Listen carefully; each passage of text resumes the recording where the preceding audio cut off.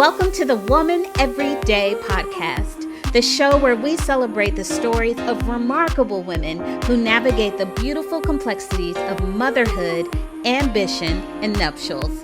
I'm your host, Regina Joy Lane, and I'm thrilled to have you join us on this journey of inspiration and empowerment. Whether you're a mother, a career-driven woman, or someone navigating the intricacies of partnerships or marriage, this podcast is for you. Get ready to be inspired, uplifted, and empowered as we embark on this transformative journey together. Before we begin, I want to express my gratitude to our incredible listeners. Your support and engagement mean the world to us. If you enjoy the show, don't forget to subscribe and leave a review.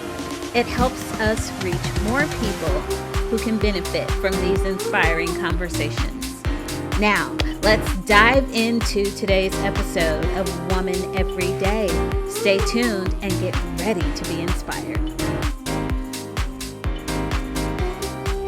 Hello, and welcome to the Woman Every Day podcast, where we sit down with women who are juggling motherhood, ambitious goals, as well as relationships.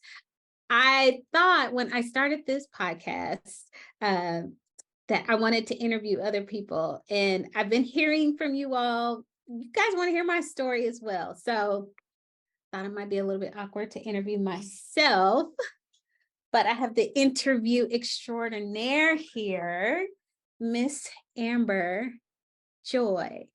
I know that sounds like Regina Joy, doesn't it? That's because she is my youngest daughter, Amber. She is going to be interviewing us. So she is our special guest today, even though I'm the interviewee and she's the interviewer. She's gonna interview me today to help kind of tell my story. Amber, welcome to the Woman Every Day podcast show. So are you nervous? A little bit. A little bit? Just a little. Because you're the talker. I know. That's the problem. I'm going to talk too much. Well, I say what you need to say. Ask all the questions. We do have some questions here, but she may have some of her own. So shall we jump in? So, Mom, can you share a bit about yourself and your background and how motherhood has influenced your personal and professional journey? Ooh, good question. I didn't write it. A little bit about my background. So yes, I was married.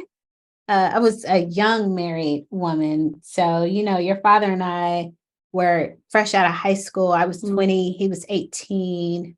We got married. And very soon after that, we started having kids. So I had 1, 2, 3. As a matter of fact, I was pregnant my whole senior year of college. Yeah. And honestly, getting married really shifted my goals. It was always my dream to be on Broadway and do the performance thing. And I fell in love with your dad. Right. And I was like, I don't know how New York is going to fit into my love story. So, I decided to stay in Oklahoma. And obviously being married and having kids will tether you to a place. And that's not necessarily a bad thing. I was really excited to be a mom, really excited to be married. Was pregnant my senior year, had my first kid 2 weeks after I graduated. I literally waddled across the stage and 2 weeks later, baby. And then I went back to work. I remember taking Maya to the daycare for the first time, bawled my eyes out. So moms out there, if you're dropping your kid off for the first time, you're not the only one to be like, oh my God, my heart just got ripped in two. And then she wasn't even in daycare a year before I got pregnant again with Esther. And I was working. I remember because I was working for the city. Mm-hmm.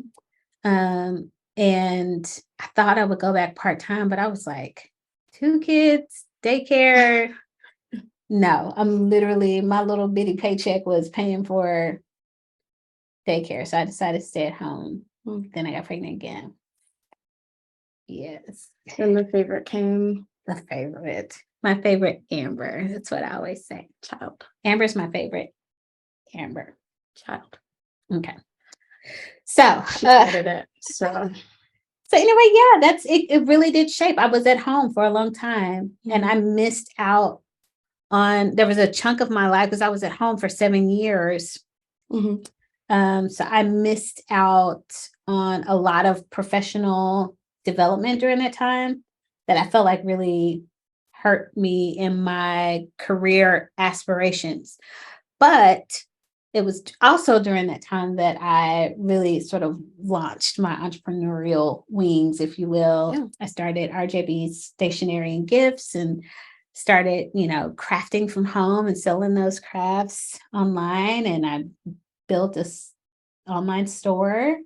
And then I started building websites for other people. And then RJB's Stationery and Gifts turned into RJB's Concepts, which was a full service marketing agency. And that really took off. So yeah, it's funny how becoming a mom really adjusted what I did and how I did it. Yeah, it will. Okay, so how do you balance the roles of being a mother and pursuing your ambitions and career goals? Yeah. It's very difficult. I would probably say the best way that I juggle these things are to segment my day and even my week. So, in my mind, I have working hours, like 10 to 3. So I am full-time, entrepreneur. I don't have a day job. I'm doing me, Regina Joy.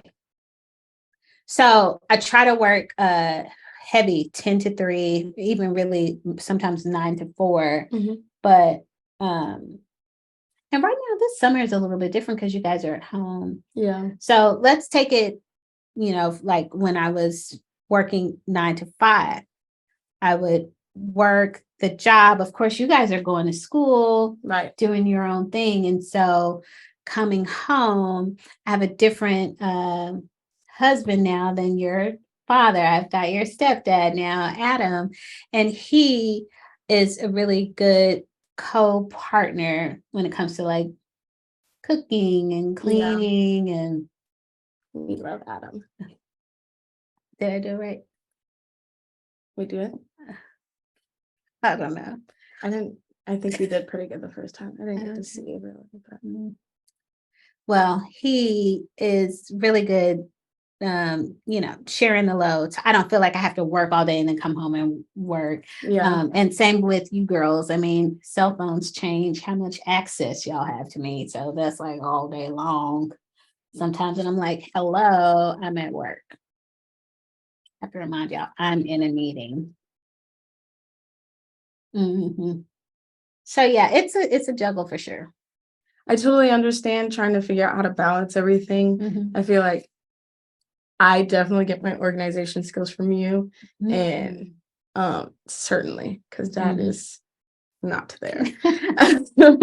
But and me, I'm like an organization freak. Yes. I could just put anything together or take anything apart, and and the system, it's just it has to be perfect. And it has to get done, especially with how productive I've been recently. And just, I have a schedule for everything. Thank you.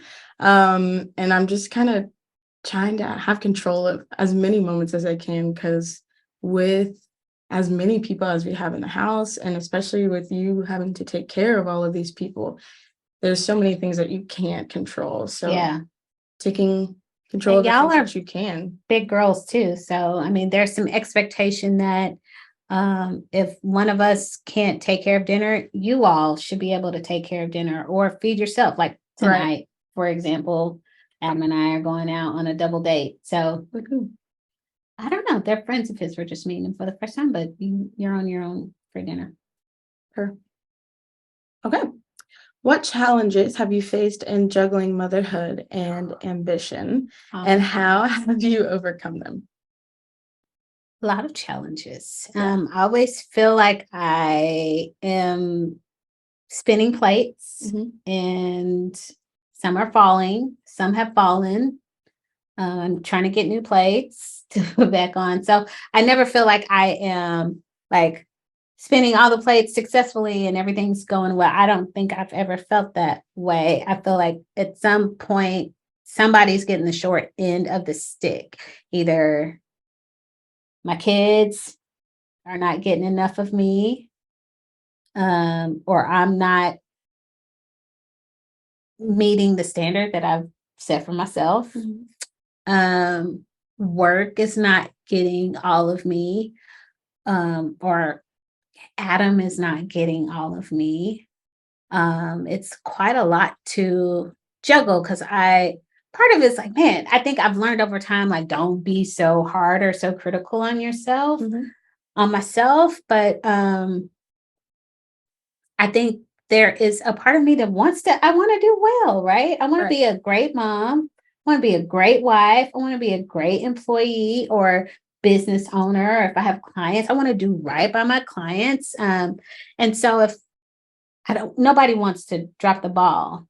So I think the biggest challenge for me has been understanding how to triage my life. Okay, this is a priority. You can wait. You can be delegated. And really take care of the things that are most important. I think in this post-pandemic season, or during the pandemic and, just past the pandemic, my absolute focus has been you girls and making sure you all get through this season, that we all just get through this season well and healthy. And, it's been a lot with mental health challenges. And man, this pandemic has been, it was a lot. So that's been a big challenge. I wouldn't say that I've arrived anywhere. I'm just on the journey, doing the best that I can. Yeah, there's honestly, I can't describe anything more difficult than trying to find moderation to feed into all parts of your life without, like you said, one part getting the short end of the stick. Even just as someone my age, just juggling like being a full-time student and then finding work and having friends and having a boyfriend and shout out to my man. Okay, anyway. Oh my gosh. Help somebody. It really is difficult, and I feel like I'm always trying to give myself the benefit of the doubt and be like, hey, like, you have a lot going on. Like, sometimes you just need a break. And coming to terms with that is, it's really hard because, especially growing up as a Black woman, like, you just never really get that grace from society. And so learning how to give it to yourself is, soft life. The movement has begun. Yes. I love that for Black women, especially because I think it's taught to grind, go, get it. And there is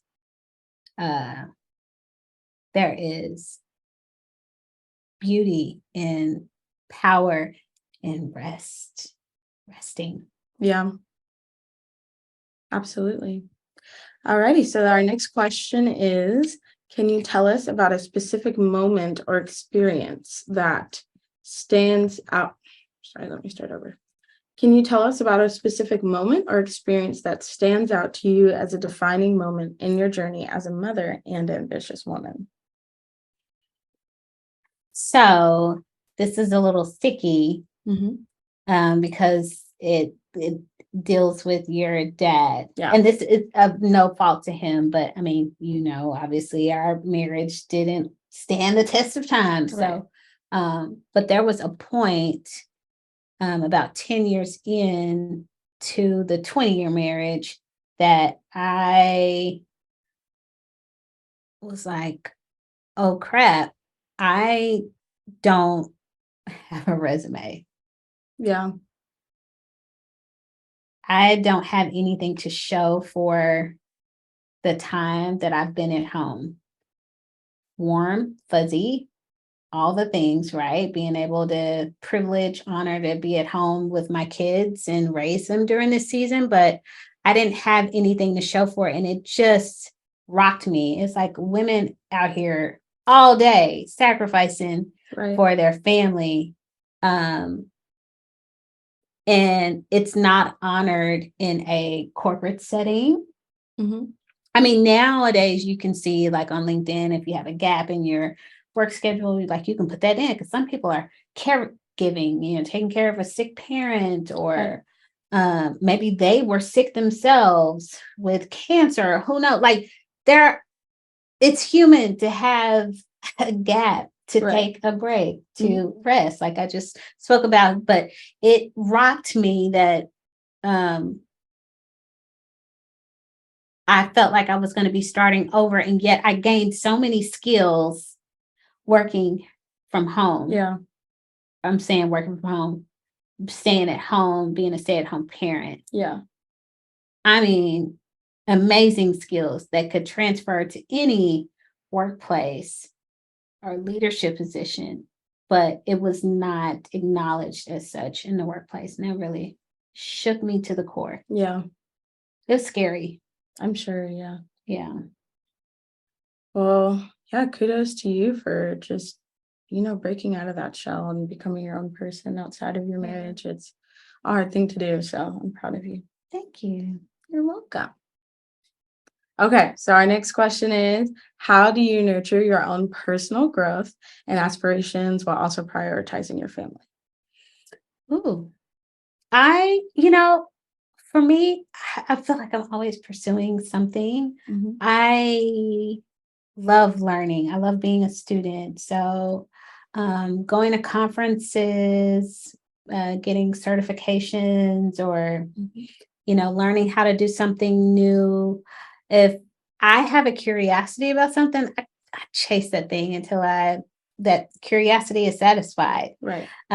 So because of that, I've gained a lot of different skills over time, which is how I went from, designing stationery to building websites to having a full-fledged marketing agency. So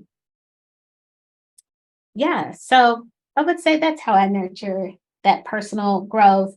But then also I'm learning in this season of my life how to pour back into me, like doing things that I need to do. So like I got up early this morning and I went for a walk, did my little 3 miles.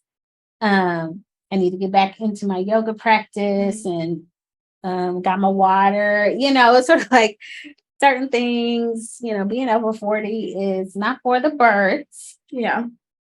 2 out of 5 stars. Okay. But at the same time, I love I have some authority that I didn't have like in my 30s and my 20s, and some resolve as well. So I know what I want, and I know what I don't want, and I know what I will stand and what I won't. So that feels really good too. Yeah. So just kind of getting to know yourself and know your boundaries and know your needs and your boundaries. Boundaries. Come through. Yeah. Are you side-eyeing me? Ma'am. They're jokes. It's just jokes. Boundaries. I kid. Boundaries. Okay. What advice do you have for other women who may be struggling to balance their roles as mothers and pursuing their ambitions? Yeah, I think realizing that you're not alone, and you've got to kind of find your tribe of people. That's been really helpful, like connecting with other entrepreneurial women. I'm a part of a group. We meet like once a month. It's a cohort of other entrepreneurial women. And so that's been really helpful for me. Connecting with like-minded people. Yeah. Who, take their laptops out when we're on vacation. Right. We get it.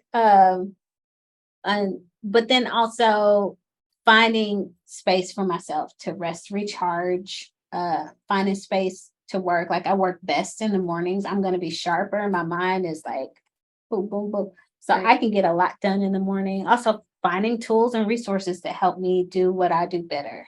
So, and being willing to spend a little bit of money on those things too. Mm-hmm.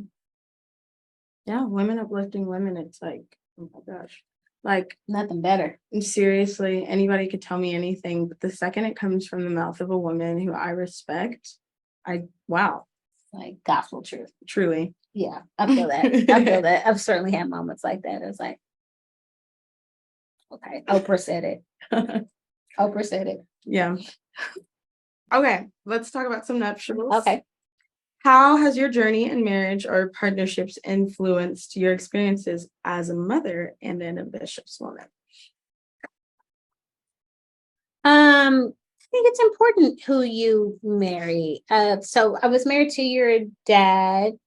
And I think we both, so this is not a dig on him, it's really a reflection of our environments. We kind of came up very old school. We were very heavy into gender roles. Yeah. And so as a result, when I did finally get back into work, there was an expectation that I would go to work all day and then come home and like cook and do all the domestic cleaning and do the grocery shopping and, take care of the kids. And when y'all are sick, and then I'm everybody's emotional confidant, and I'm the one, and he's playing video games. Right. Because he's had a long day at work. And I'm sure he did have a long day at work. But so did I. Right. So, and so, like I said, not a dig against your dad, because I allowed it. I came from that school of thought too. And then, fast forward, here I am in this marriage with Adam, your stepdad, and it's very, very different. Very.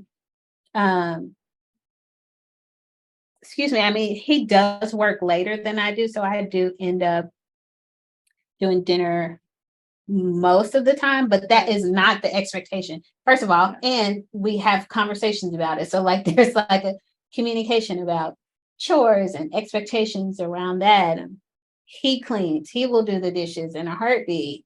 Probably not excited if they're leftover dishes from y'all. I clean my dishes, thank you. Okay, you heard it here, Adam. Amber cleans her dishes. I do. And if I don't, I at least rinse it off.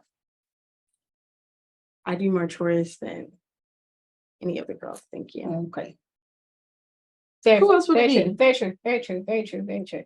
Thank you. But what I'm trying to say is there's not this expectation. So I don't feel the toil. It's sort of like, it's his day to do dinner, or, yeah. I definitely feel like I have a partner in that sense. And there are no strong gender roles. Yeah. He'll take out the trash, I'll take out the trash. He'll do the dishes, I'll do the dishes. He'll clean, I'll clean. Like we could be doing it together. He'll do the grocery shopping, I'll do the grocery shopping. He'll cook, I'll cook. So I love that balance, and I feel like it all has to fall on me. Yeah. Yeah. So just having like the freedom to just relax for once in a while and like cover things, and you don't have to worry about like the world falling apart because you just wanted to watch TV on the couch or something. And with Graham. Yeah. Our baby. Snuggle with Graham. It's my husband's service dog. Cutest thing ever. Oh my God. Perfect dog.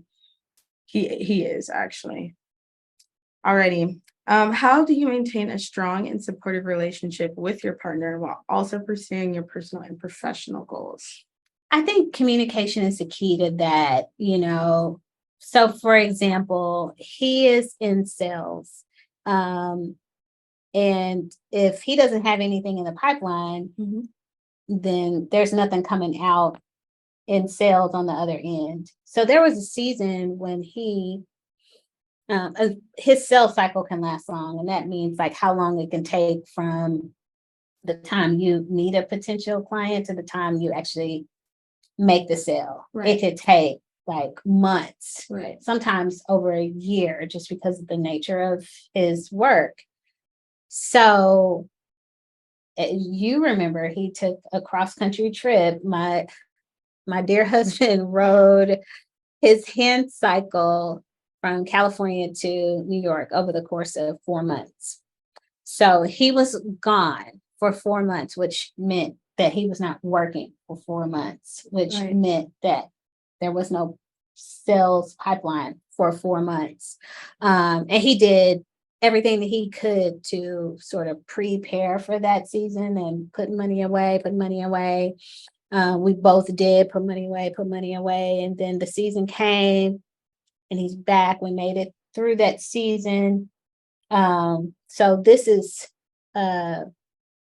speaking to his goals and ambition, but it's the same thing. We just support each other. So even after he came back, it took time for him to get that pipeline built back up. And so now where, I've left one job and I've made this entrepreneurial leap, we've got some cushion pushed away, but there is discussion about, okay, like we need to be, at a certain point by a certain time. Right. And so there's support in that. And I don't feel like I don't have his support. So even though now that the tables have turned, there's support. And he's just like, yeah, like, what do you need? How can I help? Like, absolutely. And so I love that. And if the tables were turned for him as well, should come forward so you can be in this camera too. So yeah, that's how we do it. We talk it out and we support each other. I don't feel like just like I'm not like, sir, going cross country, that's really cool. However, we got bills. It's sort of like, okay, what can we do to make it work? Yeah. Same with me right now. So yeah, I will say Adam is definitely like, he's just really supportive. And even asking that question, I was like, that's not even a question to ask. Like, if anything, Adam's going to push you to go and aspire your dreams and your goals and be the best version of yourself. And y'all communicate a lot. And he's just really good at communicating, even with us. Very supportive. I feel like I can come to him with anything and he's immediately ready to come up with solutions, come up with a game plan. So yeah, we kind of lucked out with him. Love you, Adam. Can you share a valuable lesson or insight you've gained through the intersection of motherhood, ambition, and nuptials? Say that again, the first part. Can you share a valuable lesson or insight you've gained? Yes. Rest. Your body can only do so much. Yeah. We are not superhuman. We are fragile.